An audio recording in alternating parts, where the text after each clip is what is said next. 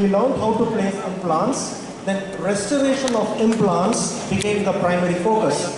So implant dentistry became purely a restoration-driven treatment plan. So is it not only can we place implants, but can we also place implants that will help us to restore teeth in the most natural way that was possible.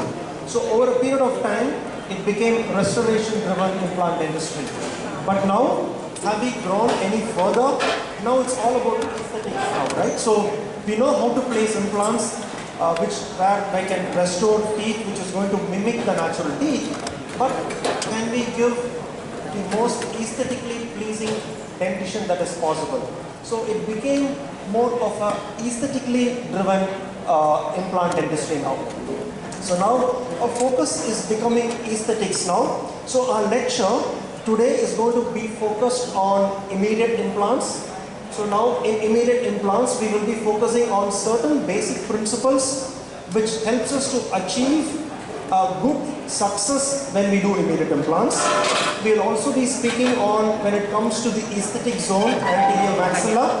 How can we predictably gain aesthetics is what also we will look at. Also, we will also look at some challenging cases. And when we say challenging cases, how we can use digital dentistry to ensure that we will be able to maximize the aesthetics also. Because sometimes it's always not possible to do everything surgically planning. We might have to use digital dentistry also. So we will be using, how do we maximize using digital dentistry also, we will be looking at in today's lecture. And so when we say immediate implants, we are looking at type 1 implant placement, where implants are placed on the same day as a surgical tooth removal. So I would always look at, to have success, there are 4 important aspects that are required, especially when it comes to immediate implants in the aesthetic zone. So even though we are looking at the aesthetic emergence of the tooth, it's very critical to first understand what is the aesthetic requirement of the patient that is there. Once we understand what the aesthetic requirement of the patient, we then determine what will be the kind of prosthesis that we need to give to satisfy that particular aesthetics that is there. Once we understand what that prosthesis is, then we look at how can we ideally plan the implant position in a 3-dimensionally correct location is what that we will plan. So now all these 3 things, the aesthetic part, the prosthesis part, and all the 3D implant position can be used using digital workflow. We can improve it. So to determine the aesthetics, we can use 3D to place the design the prosthesis, to mill the prosthesis. We can use digital workflow, and of course we saw like in the last lecture about the guides, about the navigational surgery, how digital is playing an important role in placing the implants in the ideal 3D position also. So we'll look at this aspect. Certain basic things which are essential when it comes to the implant placement is, so implant should be placed 1.5 mm adjacent at least from the vertical root, at least 3 mm from the cemento-enamel junction, and the angulation of the implant should be such that the screw channel comes out of the singular area of the proposed tooth. So these are some of the basics that we need to follow when we place implants in the aesthetic zone also. So now when you look at immediate implants, so we are looking at a tooth that is badly broken down. It cannot be restored. So we might have to, or it can be an endodontically treated tooth that has failed. So now we are looking at extraction. We have an extraction socket there. So now in that extraction socket, we need to understand how do we do the extraction, how do we manage the socket. Once we know how to manage the socket, we should be able to place an implant there in the ideal 3D position there. And once we place that ideal implant there is always this jumping distance that is going to be there from the implant to the bone. We should also know how to manage the jumping distance, what is the graft that needs to be used, what kind of graft that needs to be placed. We should have a call on that. And once we do that, we always or mostly use a provisional restoration to restore that implant site there. So we can give an immediate provisional or immediate function, which can be an occlusion, which need not be an occlusion. So, and then we wait for a healing to happen. So once the healing happens, then we go ahead and give the final crowns to the patient. So either the final crowns can be a screw retained crown or a cemented crown. It can be made digitally also. So we will look at this workflow when it comes to the aesthetic zone. How do we maximize the aesthetics when it comes to this? So for any long-term success, we should understand there is always 2 to 4 mm of healthy bone surrounding the implant should be there. 3 mm of vertical attached soft tissue is very, very critical for it, and 2 to 3 mm of attached gingiva is also very essential. So in specific to immediate implant placement, we should ensure that we will be able to diagnose, plan and assess the risk. What will be the ideal 3D bone level implant placement?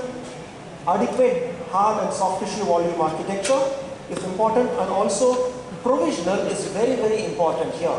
So when I say why provisional is important is, one, it holds the gingiva in place. It helps, sometimes it helps to avoid a barrier membrane. You can use your provisional to hold your bone graft in place. So where I can show you some cases where we have used the provisional to use the graft in place, to hold the graft in place. And so it's very critical. So when, especially in the aesthetic zone, what we need to consider is the patient's aesthetic demand. So, so depending on the patient's aesthetic demand, okay, all right, thank you. So I've been asked to go slower. I will go slower. Sorry for the sorry for the trouble. Apologies there. So we should understand the patient's aesthetic demand. So the aesthetic demand can either be very high, the aesthetic expectations, or aesthetic expectations can be low. Sometimes patients comes to us asking that they are not able to chew well. So their primary focus is not aesthetics there, it's more of function. Sometimes patients come to us, they are not bothered about whether they are chewing or not. They only look at how are we going to get a tooth? I'm not able to smile well, or I'm not able to be confident. So you should understand the aesthetic demand of that particular patient. We should also know the predisposing medical condition and habit that is there for that particular patient. Whether the patient is a diabetic, how controlled the diabetes is, and if they have habits like smoking, or if the patient is a bruxer. All these are certain important conditions which we should be able to address while we do the treatment planning. So once we do the aesthetic risk evaluation, now we do the surgical risk assessment. We always consider what the bone architecture is going to be. Are we going to do a flapless procedure, or are we going to do a flap there? What will be the socket type? What is the graft that we will use? So we will plan all these things, and also we look at the prosthetic risk assessment, which is the need for provisionals. So now, in that particular case, we saw, so when we especially do an immediate implant placement as a type 1 placement, post-extraction, it's very critical for us to see how we handle the extraction socket, so which is what we saw in that particular video there. So in specific to case selection, so when it comes to immediate type 1 placement, atraumatic extraction is very critical. So where we use either luxators or periodontal or piezo surgical units to atraumatically extract the teeth. So we preserve as much as alveolar bone without disturbing the alveolar bone as possible. That's very, very important. So the socket is left intact. And as much as possible, we try to do a flapless procedure because the labial bone is very thin. The bone supply to the labial bone is got from the periosteum of the tissue. So if you're going to expose the periosteum completely, leaving out the labial bone completely exposed, you might mostly end up in resorption of the labial bone.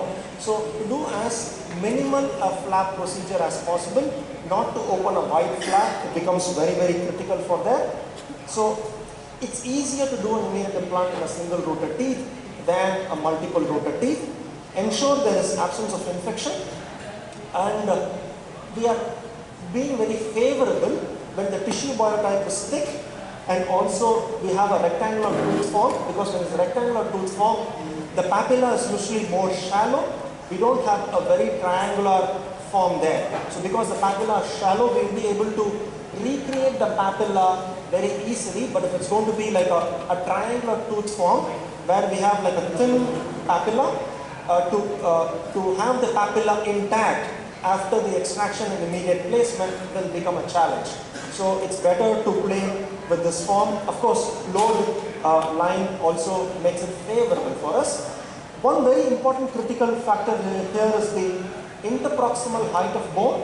So that is, when we have the interproximal height of bone, 5 mm from the contact point of our proposed final restoration, most often we will have interdental papilla growing into that. So we can successfully able to grow papilla there when our interproximal height of bone is about 5 mm from the our future contact point of the proposed tooth. So these are some of the factors that is very crucial when we plan an immediate implant in the aesthetic zone. So now, when we go ahead with the actual surgery, it's a whole lot of things that we need to work on. So can we do a simplified approach where we try to see how we can go about placing those immediate implants? So what will be the sequencing that is important for us to achieve success here? Of course, for immediate implant, our skill and experience would be the primary factor that would guide us. Whether are we going to do, or are we going to refer to a senior dentist who is going to do the immediate implant? So it's very critical. That is going to be the guiding factor there. A case selection which we discussed in the previous slide in terms of how we diagnose treatment plan is very essential. CBCT treatment planning also becomes very critical for all our cases. So that we see the bone, the interproximal height of bone, all those things can be evaluated using a CT scan. So the key aesthetic risk factors is we might have to consider. So in my practice, always, even though we plan for immediate implant, it's always better to take a call of whether can we go ahead with the implant placement or not post the extraction. So it's always good to play on the safer side, even though we want to plan the implant, but it's always, sometimes we might have to assess the need for delaying the implant placement post extraction. So we might have to be prepared for that, ensure that our patients are also well informed of that. And of course, the number of implants, lip line, hard tissue, volume and type. Of course, we saw the interdental height of bone and the soft tissue volume and type are some of the factors that need to be considered. So a CBCT treatment plan will help us to know whether how are we going to visualize the implant placement? Should we do any guides, or are we going to go freehand? So I would be more comfortable doing freehand surgery than doing a guided surgery, but it varies from surgeon to surgeon. A very important factor that needs to be considered in the CT diagnosis, what is the thickness of the labial cortical plate? So it's been found that when the thickness of the labial cortical plate is greater than 1 mm, the facial bone thickness, you don't have much of resorption of the alveolar bone post the extraction. So when we plan our immediate implant placement, so we look at the CT scan, and then we measure the labial cortical plate thickness and then see whether it's going to be greater than 1 mm or less. One way to take a CT scan is, when you take a CT scan, you can take your cotton roll, place the cotton roll inside the upper lip of the patient before you take a CT scan. So in that way, your lip mucosa is outside the alveolar bone. Because your lip mucosa gets outside the alveolar bone, you will be able to exactly measure the facial plate thickness. Otherwise, sometimes when you look at the CT scan, because the lip mucosa can overlap on the facial bone, it will be difficult for you to measure the thickness of the facial cortical plate. So that's one tip which you can use when you take a CT scan.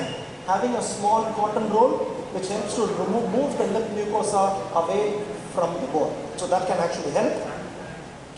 And then we decide whether are we going to do a flapless procedure, how are we going to do an achromatic extraction. And once we do the achromatic extraction, we usually use the lingual and apical bone to place our implants. So in this, so we also decide how the extraction socket assessments we can do to see whether the defect is going to be a pristine defect where we can place an implant, immediately provisionalize and then also give an immediate function, or if the defect shows a severe damage, we only do a site preservation, site development and then implant placement. So the reason I said is, although we plan for immediate implant placement and then we take all the steps that is required to place that implant, we have to take a call post the extraction to assess the extraction socket to see whether immediate implant placement is going to be possible there or not. So and then we use the lingual bone and the apical bone. You can see there we use my cortical. I'm away from the labial cortical plate by about 2 mm. So I'm engaging the apical bone. I'm engaging the lingual bone. Also, I'm using osseodensification to expand the bone. So it's very critical. Our implant are placed away, at least 2 mm away from the labial cortical plate as much as possible, and engaging the lingual bone and the apical bone. So now a word of caution here, because is it always possible to engage the lingual bone and the apical bone? Because when we look at CT scan data, sometimes sometimes it shows that we might have a tooth that is like this. Now in a class 5 radial plane tooth position, there is no way we can plan an immediate implant here. So now here, only a delayed protocol is possible. We might have to do only a site preservation, a grafting, and then do a delayed placement here. So we also help to understand in a CT scan what is the our radial root position. Based on the type of radial root position, it can be a class 1, class 2, class 3, 4 or 5. And then based on the radial root position, we can determine how our primary placement of a drill, how our primary first pilot drill is going to be oriented. So if it is going to be a class 1, so we go from lingual to the apical. A class 2 is also like here. If it's a class 3, we just try to take a hold in the palatal wall and then goes parallel to the labial cortical plate. So depending on the radial root position, so this is very important. So we can only understand this by studying the root plane position in a CBCT scan for us to see how our drill is going to be guided. So this is very critical for us to see. Of course, in class 5 situation, an immediate implant placement becomes almost impossible. Here, it's better to do a delayed placement. So now, once we understood the CT planning and the diagnosis, so then it's very important to see how are we going to do a site preparation. So most often, in this case of a bicuspid that was extracted, so if you look at it, so there is an opportunity for me to place an implant either in the buccal root area or the palatal root area. So now it is always simpler for us to get, I said the 3D implant position will be favorable when we place that implant in the buccal root area. You can see the diameter of the palatal root, and because of the diameter of the palatal root, we are sequentially enlarging the osteotomy, and I'm able to place an implant which is almost like 4.7 mm diameter implant in the palatal root. And then we can always graft the buccal socket area and then use a membrane to hold it. So that's how. So it's very important that we do a site preparation and osseodensification to make the socket ready to take an implant which is going to last, which is going to be very successful. And then of course subsequently the implant design and the 3D implant position helps us to place the implant in the ideal location. So now when we extract, so this is also a very important immediate implant for aesthetic success, the guidelines by Manish Bola here. So now there is a type 1 socket where you have an intact labial cortical plate, there is no buccal bone loss, and also you have a thick gingival biotype. We will be able to place an immediate implant, but place the implant 2 mm subcrestal away from the labial cortical plate, and then use a bone grafting. That bone grafting can do a dual zone grafting. So what we mean by a dual zone grafting is we not only graft the socket area, we also graft up to the soft tissue. So you use a dual zone grafting, and you can give an immediate provisional when the primary stability is greater than 35 Newton centimeter torque. So now it's very simple now. We extract type 1 socket, intact buccal bone, no soft tissue loss, do a dual zone grafting, 2 mm subcrystal placement, and then if greater than 35 Newton centimeter torque you'll be able to place an implant immediately there. So now in this particular patient here, so we have like this patient was in a road traffic accident. Because of the road traffic accident, this tooth has avulsed. There was a root stump here, we might have to only extract the tooth. So there was complete absence of labial cortical plate. So here in the previous slide, we spoke about the importance of intact labial cortical plate, how the soft tissues is important there, how the primary stability of the implant is needed here. Now in this, when we try to expand our scope of doing an immediate implant, if we are not going to follow the rules, what can go wrong? What is the possible challenges that when we face when we try to place an implant in the absence of labial cortical plate? So this particular surgical video will show. So now, we try to place 2 implants there. There was no cortical plate there. So now when we do that, you can see so now all the implant threads are exposed there. In one area, almost 5 to 6 implant threads are exposed there, and then in this almost 7 to 8 threads are exposed. So now this is not ideally a case for immediate implant, but here how are we going to manage the situation in challenging cases? Sometimes this patient, because she was very young, she was getting engaged and she was getting married, and sometimes so she wanted the teeth immediately, and unfortunately she met with the road traffic accident. So how did we manage the situation here? So we tried to place the implant in. You can see the cortical plate there. So now I am trying to engage as much as the palatal bone as much as possible, and then trying to go apically. You can see me using the paralleling drill there, and then we do an osteodensification, side preparation, and then we go ahead and then place the implant.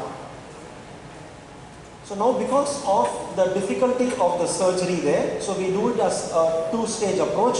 Only cover screw was placed, we don't give an immediate provisional there, we just give a tension in place. You can see the dual zone grafting that's been done. You can see all the graft material that is coming out there. So that's how it healed. And we try to first give a provisional, and then we try to grow as much as the interdental papilla as possible. You can see there was no labial cortical plate. You can see the labial cortical plate is forming in about 4 months' time. So now we are trying to regrow bone, we are trying to expand our horizon there, and that's how we are able to complete here. So now, even though it's not an ideal case here, it's not aesthetically the best of the case here. The reason I'm saying is to understand the importance of labial cortical plate. If the labial cortical plate is not there, you will end up with soft tissue recession. So if you try to expand and then you should be able to manage the soft tissue well. If you are not able to manage the soft tissue well, you will have a challenging case. So now here we were able to overcome the deficient anterior maxilla. If you look at it, how the implant was placed. So in the photograph that I showed, the implant was placed well within the bony housing. So as long as implant is well within the bony housing, you will have the cortical plate growing again, provided you are able to give sufficient protection by giving a grafting and using a barrier membrane to prevent the gingiva from collapsing. You will have bone growing again because you're well within the bony housing. So in one of the subsequent slides, video, I will show you when we go beyond the bony housing, what will the challenges that we will face. So here we were able to restore it because the implants were placed well within the bony housing. Now again, so now once we do that, we check the stability of the implant. We need to graft as appropriate and then decide whether it is going to be a single stage or 2-stage surgery. So single stage or two stage surgery will of course depend on how much of graft that we use, what will be the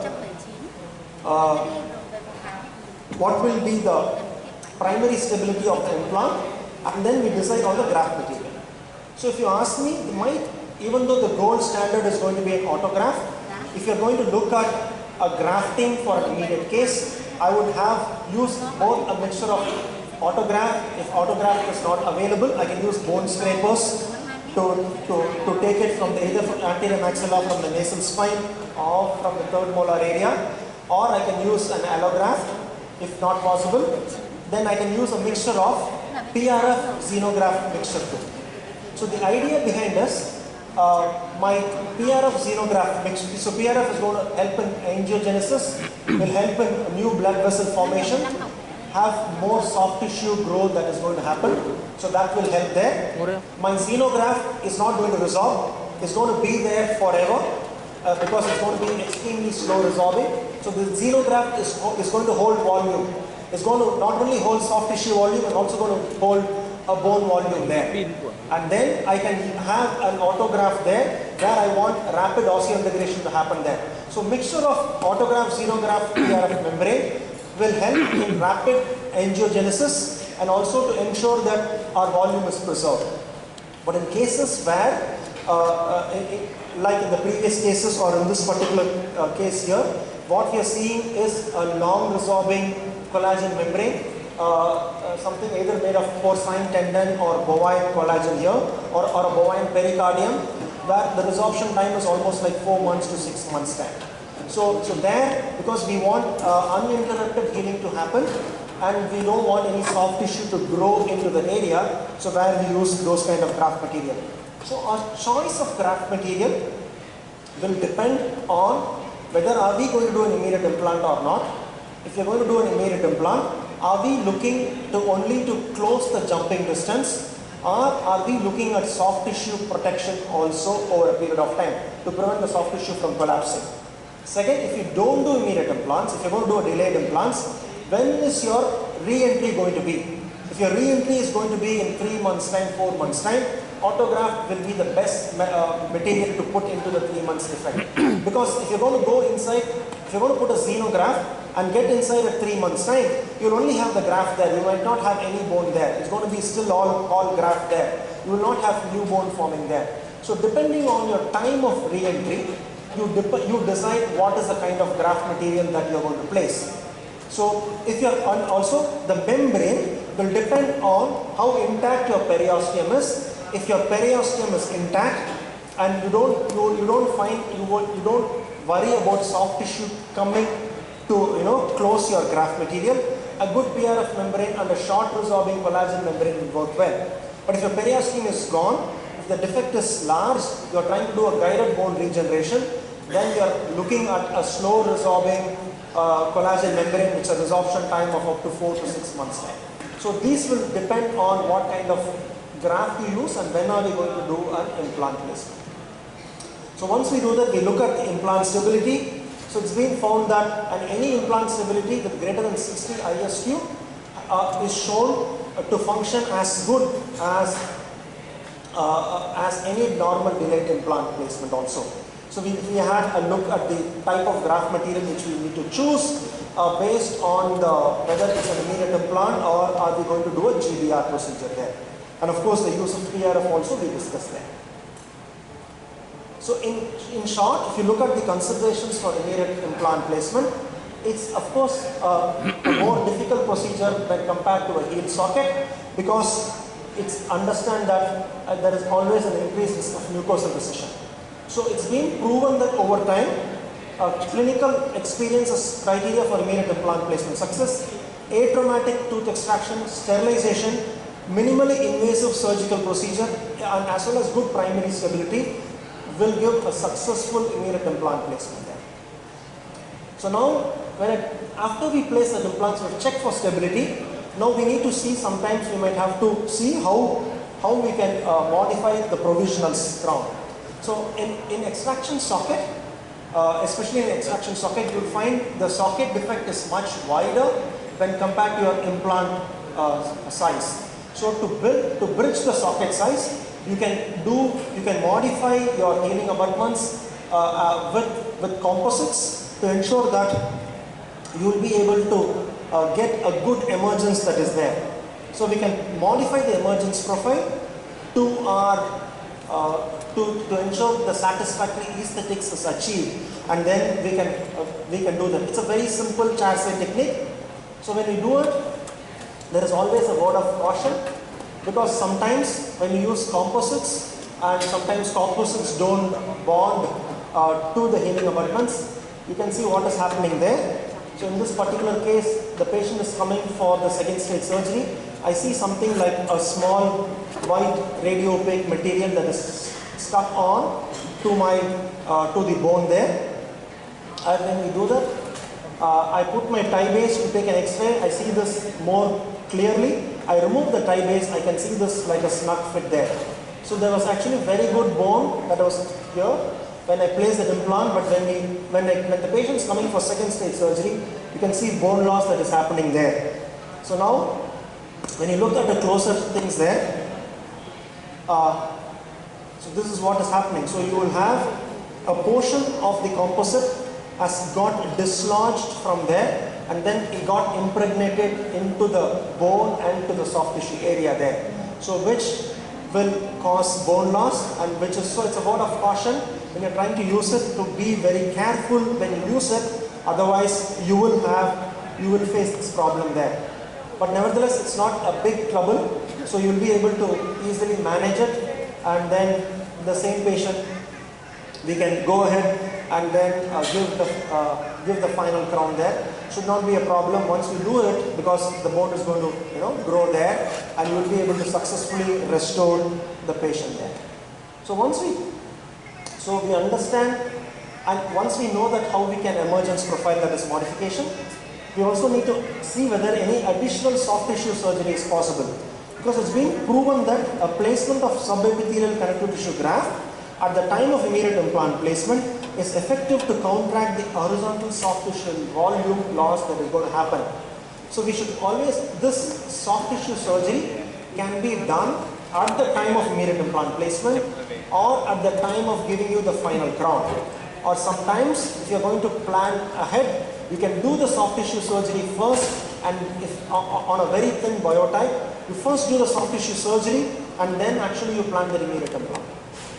So now we look at some of the cases that's there to see how we can manage it.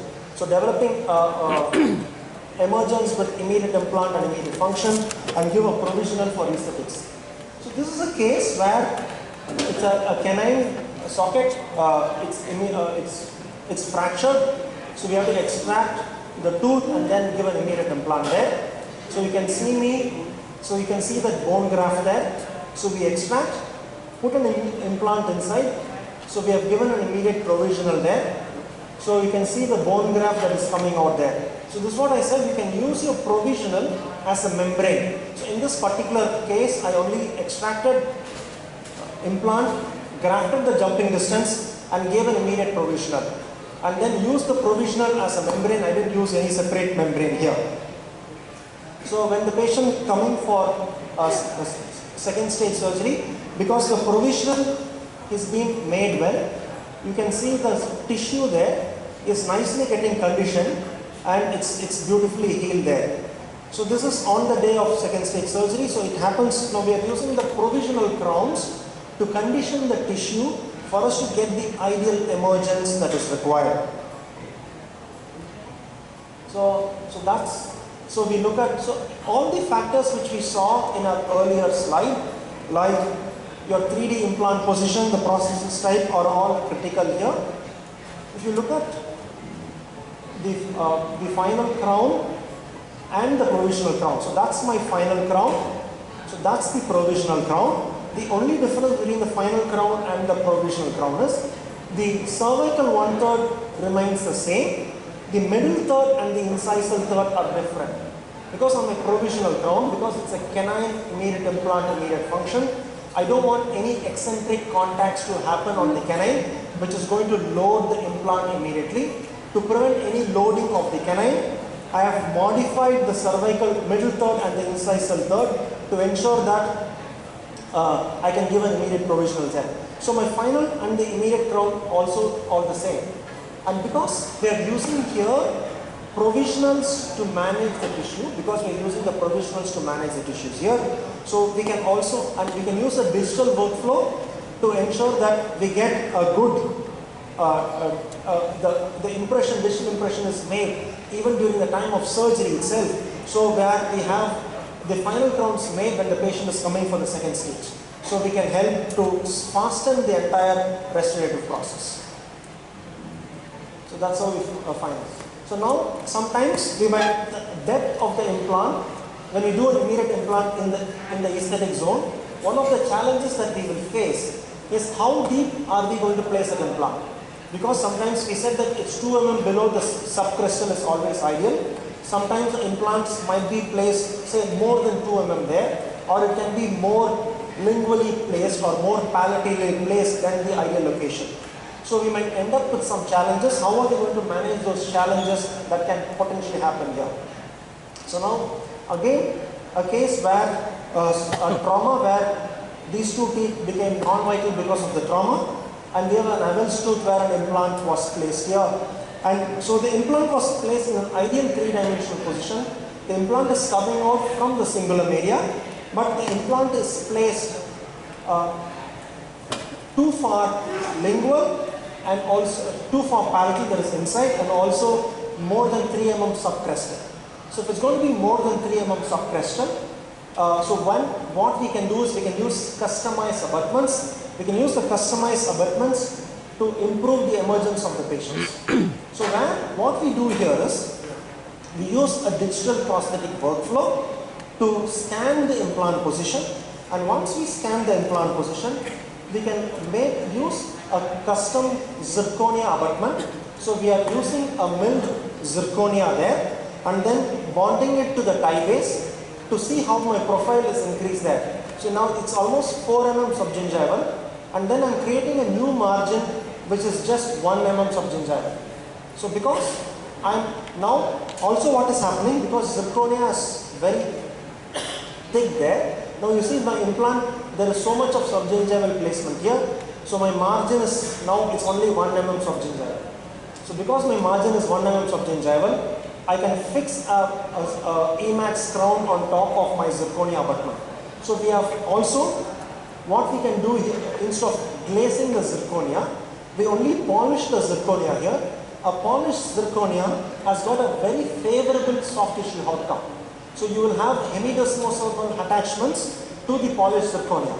Because you've got hemidesmosal attachment to the polished zirconia, you will have a very favorable gingival outcome there. And because of the favorable gingival outcome, we will be able to have a very good emergence. So that's how the emergence of the tooth is, and the tissue is beautifully contoured and sculpted, and we will be able to complete the crown like this. So now, so that's how we are able to use it with a custom abutment. So similar case where, again, how do we manage those 3D implant position is very critical here. Again, we have a tooth that cannot be treated endodontically. So here you can see the tooth was extracted immediately. So the extracted tooth was itself used as a provisional. So certain points here, because of the infection here, because of the extent of the infection here, I'm raising a full flap there. Because there is a huge labial cortical plate perforation, I won't be able to successfully eliminate all the granulation tissue, eliminate all the infection if my flap is going to be intact. So also I would like to see the defect, you can see the defect here, see the amount of defect there, hardly any, there's only a thin cortical plate, a huge defect. So again we are drilling it from the cortical plate, we are doing the osseodensification, and then we are placing the implant. So once we place that implant there, so we can then do a customized abutment here.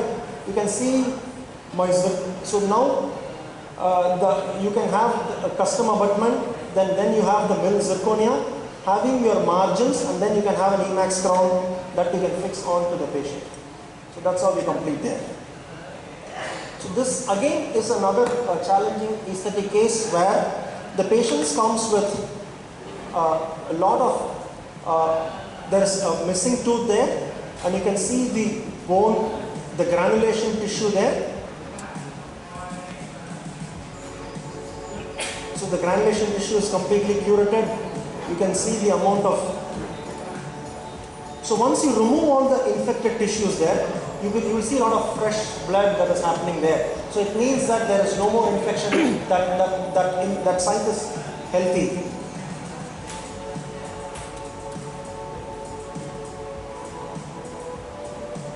So then we graft it.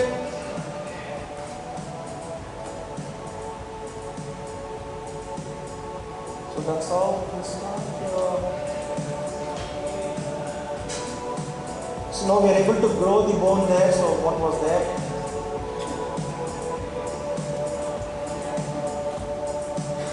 You can see the fractured tooth that we are able to restore it and then do it. It's completely endodontically treated and a fractured tooth.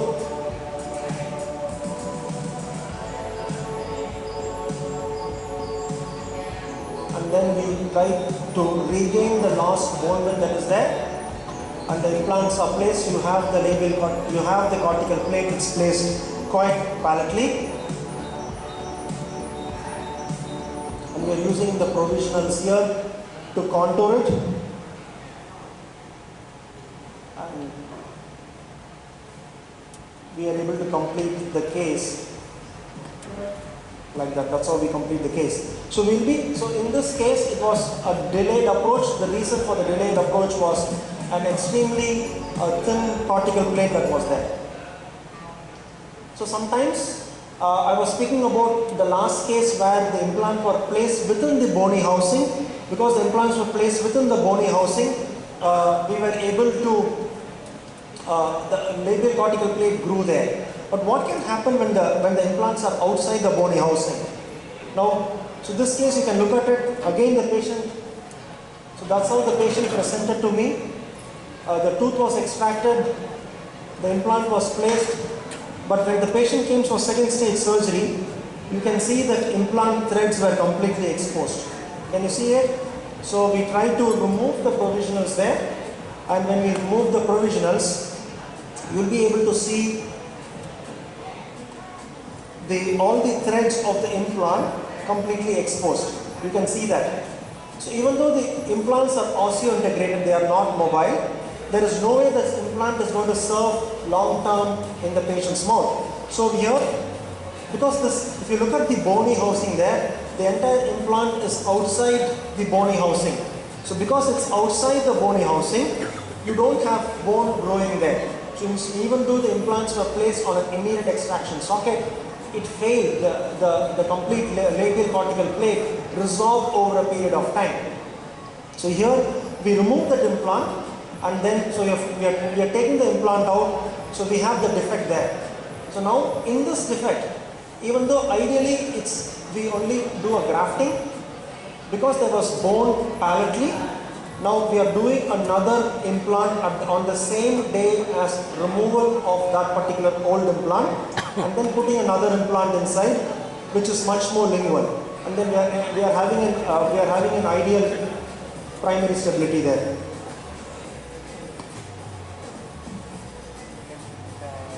So it was taken out, another implant made, and then you can see the amount of bone that is growing on the second implant. So once we do it, we are able to successfully manage the situation by placing another implant there, and then graft it, and then using a graft, and then successfully restoring it. So we did some little smile design for that particular patient. So we are able to take the patient's smile, and that's the before the fixing, the provisionals. We are trying to contour the gingiva as much as possible, and we are able to have from here no bone scenario to have successfully restored it, and then move the implant more palatally placed, and we are able to successfully restore the patient. So that's the patient. So now, is it always possible to do immediate implant? Sometimes we won't be able to do immediate implants. So this is one of the cases where we manage the situation with a delayed implant placement there. You can see here it's only 0.9 mm of bone, a huge infection that is present there. And the other socket presented only 2 mm of bone there. So where you can see the sinus tract there and huge amount of granulation tissue on the extraction socket. So we try to clean the socket completely, remove all the granulation tissue. You can see my instrument is curving in. So here we are doing only a delayed placement there. So you do bone grafting, PRF, membrane placement.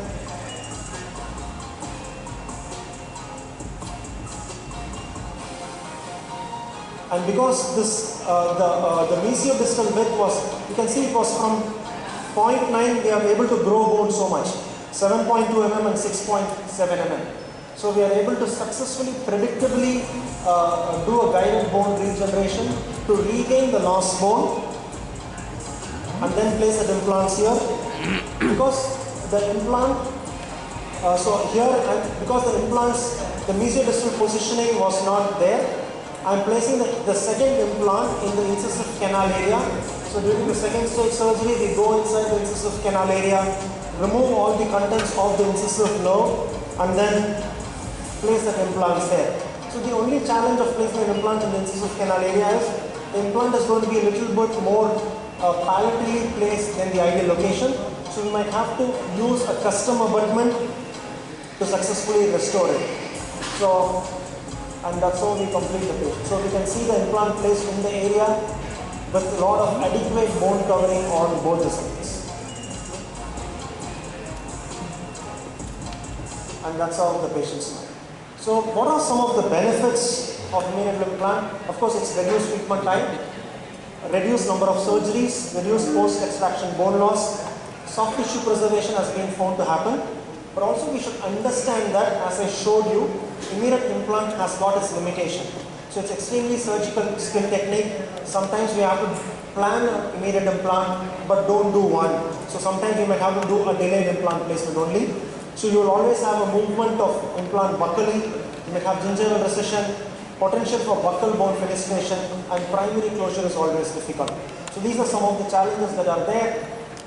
But on the whole, it's a predictive procedure, and we can always use the digital workflow where I showed you most of the cases which were managed digitally. To use a digital workflow, not only to place implants, but also plan the prosthesis, also restore the prosthesis.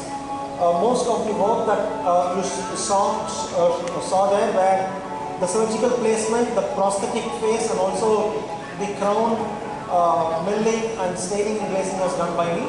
Only in areas where I need to do a layer, where those cases where it was placed in the incisive canal, I had to depend on the lab.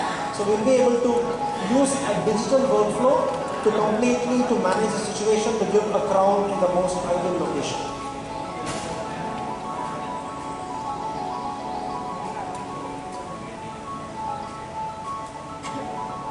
So where we can take it out, scan it, and then mill it. So my typical workflow for giving a crown is about 2 hours time from the time we remove the healing abutment to give us, a cement, a bonded, extraordinarily bonded screw regain crown. We'll be able to give a crown in 2 hours time. So do an extraoral bonding and then fix the crown. So in general, aesthetic zone presents an advanced or a complex treatment case requiring careful evaluation of all parameters. Immediate implants are a successful treatment option. So we have seen enough cases where immediate implants are very successful. We have to ensure that we use rich socket expansion and osteodensification to improve the outcomes. Choice of graft and membrane to increase the predictability. Soft tissue procedures, custom abutments, and provisional for aesthetics can be used to improve the aesthetics of the case. And use of digital workflow, greater precision and ease of work, and greater success will help in a successful immediate implant placement in the aesthetic zone. Thank you. That completes my lecture.